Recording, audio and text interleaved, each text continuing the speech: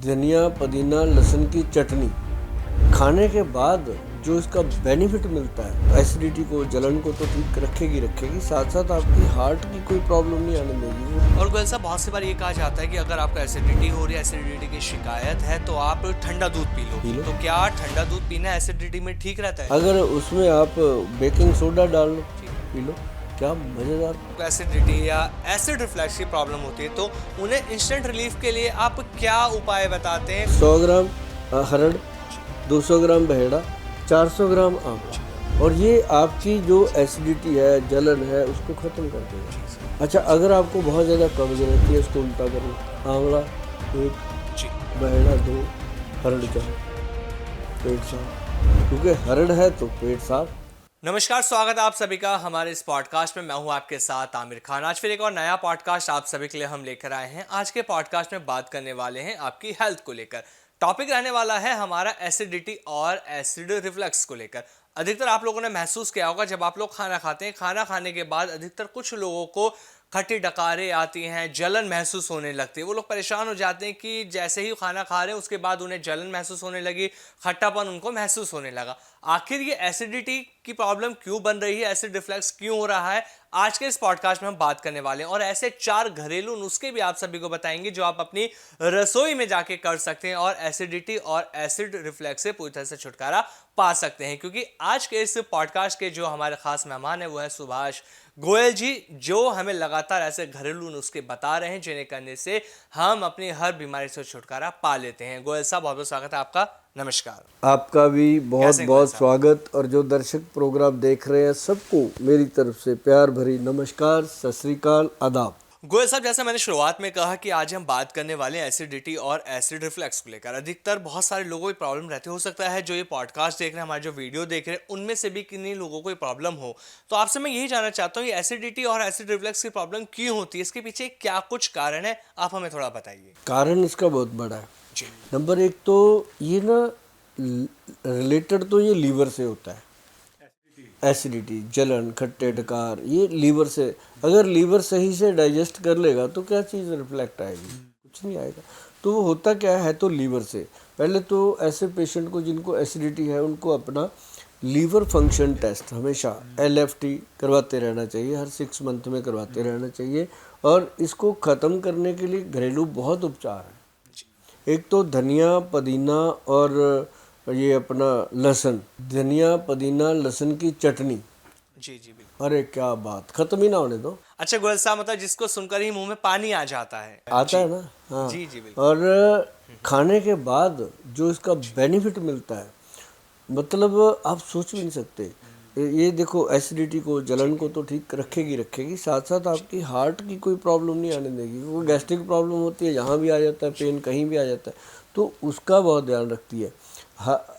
धनिया पुदीना और उसके साथ लहसुन, क्या कमाल है। अभी पंजाब में बहुत फेमस चैनल है पंजाबी के, उसमें मैंने बोल दिया था तो लोगों को इतना फ़ायदा हुआ, क्योंकि अब पंजाब में तो अपना खाना बहुत अच्छा है, साग मक्की की रोटी के साथ। अब सर्दियां आ गई हैं, मज़े से खाना है, और गर्मियों में भी अब बहुत कुछ खाते हैं लोग, तो कड़ा प्रसाद गुरुद्वारे में सब कुछ खाना है। मतलब वो चीज़ें जो है उससे कई बार एसिडिटी की प्रॉब्लम ज़्यादा है। और पेट बड़े होते हैं अपने पंजाबियों के बहुत। पेट, अगर पेट नहीं तो पंजाबी नहीं, है ना। मुझे भी कह देते हैं, गोयल साहब आपका पेट ही नहीं है। मैं कहा यार, मैं थोड़ा सा पंजाबी हूँ, थोड़ा सा चंडीगढ़िया हूँ, तो हो जाता है।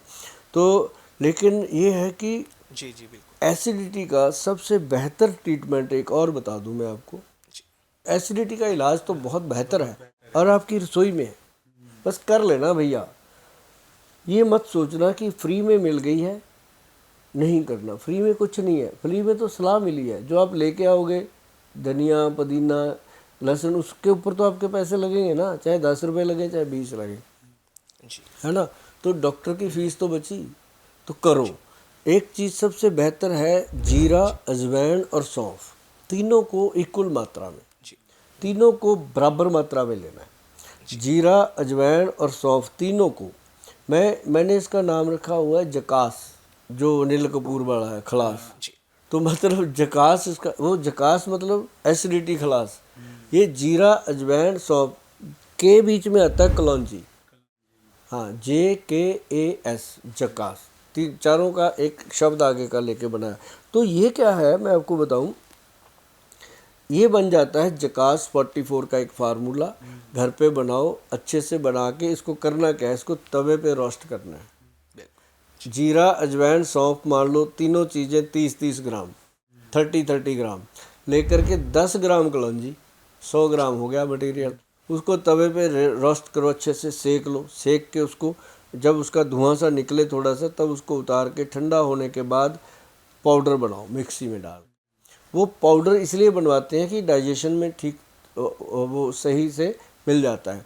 तो उसको क्या करना, एक चम्मच छोटे वाला जब खाना खाओ, खाने के 15 मिनट बाद मुंह में रखो, चूस चूस के उसको अंदर ही मुंह के अंदर खा लो। और उतनी देर पानी नहीं पीना। कई लोग गलती करते हैं, पानी के साथ ले लेते हैं उस पाउडर को, फिर कोई फ़ायदा ही नहीं। वो तो उल्टे घड़े पे पानी डालने वाली बात होगी। वो काम करेगा लेकिन फिर 20% करे।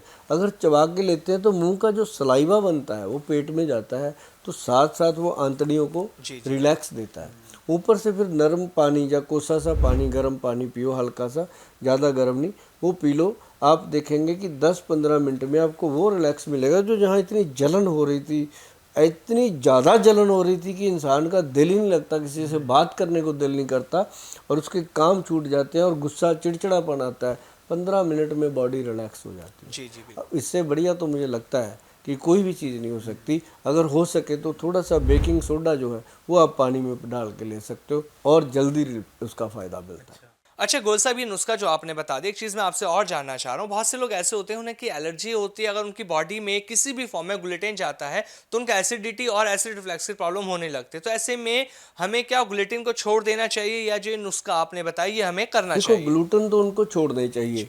साथ साथ ये वाला नुस्खा अगर अप्लाई कर लेते हैं तो धीरे धीरे जो है वो ग्लूटेन की जो खाने से इफ़ेक्ट आते हैं बॉडी पे, वो बंद हो जाते हैं, बैड इफ़ेक्ट। धीरे धीरे हमने बहुत सारे ग्लूटेन के जो पेशेंट हैं, जो जो मतलब कि बीट एलर्जी के पेशेंट हैं, उनको बहुत सारे लोगों को ये ट्रीटमेंट दिया है।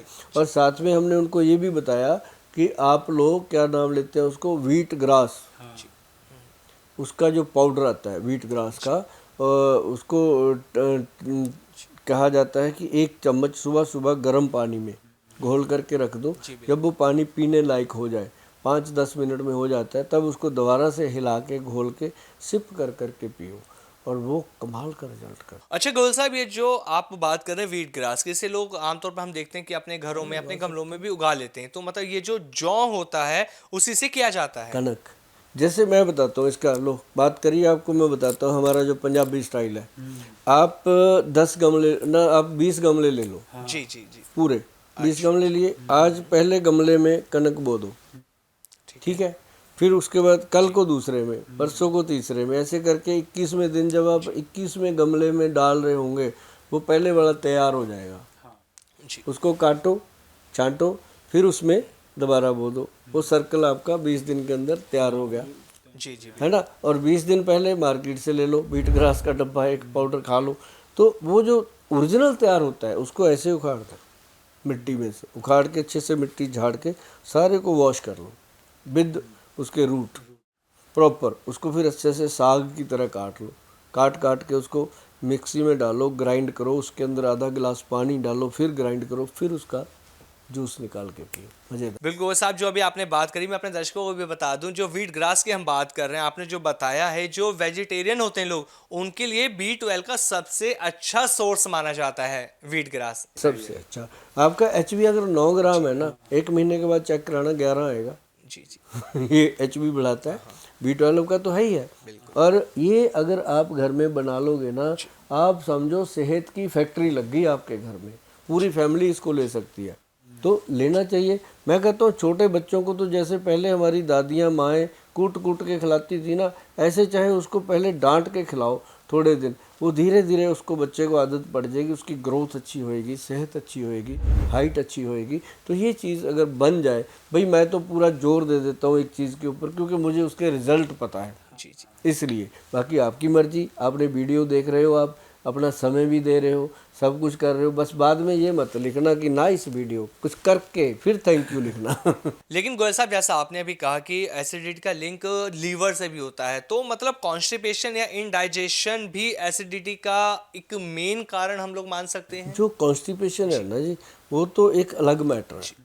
ये एसिडिटी का जो मेन मुद्दा है वो लीवर में इन्फेक्शन आता ही आता है। जी जी। जब मर्जी चेक करा लो, कई बार LFT टेस्ट कराओ नहीं आता, फाइब्रो स्कैन कराओ तो आ जाता है। मतलब बहुत बारीकी में जाके पता चलता है इन चीज़ों का। लेकिन आदमी क्या करते हैं, लेडीज़ क्या करते हैं कि उसको चला लेते हैं गाड़ी को, आज 2 दिन 4 दिन किसी ने कोई पाउडर घोल के पी लिया, किसी ने कुछ कर लिया, किसी ने कुछ कर लिया, चलाते रहते हैं। लेकिन चलाने से अच्छा एक नियम बना लो कि त्रिफला पाउडर ले लो 1:4 की रेशो का, जिसके ऊपर वैद्यवान लिखा हो, वैद्यवान की साइड पे जाके मिल जाएगा, तो वो आप त्रिफला लेके रखो या घर पे बना लो। दो ही बातें हैं मेरी तो, या तो घर पे बनाओ या हमारे से मंगाओ, और मुझे किसी का भरोसा ही नहीं है। मैं कहता हूँ सारे सारे अच्छे हैं, सब बढ़िया हैं। अच्छा गोयल साहब, अपना बनाने के लिए हमें 1-2-4 का रेशो रखना चाहिए, कंपलसरी होता है? हाँ, मतलब 100 ग्राम हरड़, जी 200 ग्राम बहेड़ा, 400 ग्राम आंवला, ये ऐसे लेना है। और ये आपकी जो एसिडिटी है, जलन है, उसको ख़त्म कर देगा। अच्छा, अगर आपको बहुत ज़्यादा कब्ज रहती है, उसको उल्टा कर लो, आंवला 1, जी। बहेड़ा 2, हरड़ 4, पेट साफ। क्योंकि हरड़ है तो पेट साफ, तो इसको बढ़ा दो। ये ऐसा फार्मूलेशन है, ऐसा ऐसा मतलब ये कह सकते हैं कि प्रभावशाली नुस्खा है, जो हमारे ऋषि मुनि लिख गए ना कि यार कमाल हो गया। और इसको त्रिफला अमृत बनाया हमारे वैद्य जी ने। उन्होंने इसके अंदर डाल दिया कलौंजी का मिश्रण कम मात्रा में।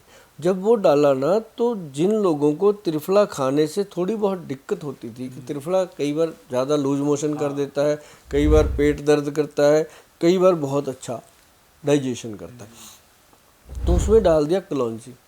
कलौंजी के वास्ते ये लिखा हुआ है जी कि सिर्फ एक मौत को छोड़ करके उस पे काम नहीं करती, बाकी हर बीमारी में कलौंजी काम करती है। देखो कितनी बड़ी बात। बिल्कुल गोयल साहब, आपने ये 4 नुस्खे तो हमें बता दिया। मैं आपसे एक चीज़ और जानना चाहता हूँ। IBS आपने नाम सुना होगा, जिसे हम कहते हैं इरिटेबल बाउल सिंड्रोम, जिसके बारे में लोगों को अधिकतर नहीं पता कि गैस, एसिडिटी और कॉन्स्टिपेशन ये भी IBS के सिम्टम्स ही होते हैं। लेकिन ये भी 2 तरह की होती है गोयल साहब, जैसे आप जानते हैं अच्छे से। एक हम हार्ड कॉन्स्टिपेशन की बात करते हैं, एक लूज की बात करते हैं।